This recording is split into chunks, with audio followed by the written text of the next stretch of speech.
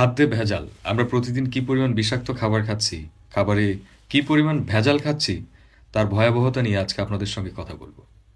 কিছুদিন আগে সুন্দরবনের কিছু মৌয়ালকে ধরা হয়েছিল 750 কেজি চিনি সহ।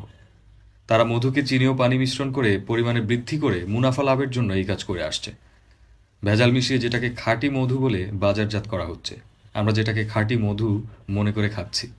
শুধু এনারাই নয়, আমাদের রন্ধ্রে রন্ধ্রে খাবারের ভেজাল নিয়ে ক্যান্সারের মতো ভয়ঙ্কর রোগ আমাদের শরীরে বাসা বেঁধে বসছে। এখন আপনাদের জানাবো আমরা আত্মবিধ্বংসী জাতি হিসেবে কি করছি একটু মুনাফার জন্য খাবারে ভেজাল মিশিয়ে।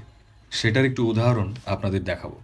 তাহলে বুঝতে পারবেন কি ভয়াবহ অবস্থার ভেতর দিয়ে আমরা যাচ্ছি। দুধে ফরমালিন মেশায়। গরুর দুধ বৃদ্ধিতে পিটুটাইরিক ক্রেন ইঞ্জেকশন মারে, যে ইঞ্জেকশনটা দিলে গরুর দুধ অনেক বেশি প্রডিউস হয়। মাছে ফরমালিন। শাক সবজি টাটকা রাখতে কপার সালফেট।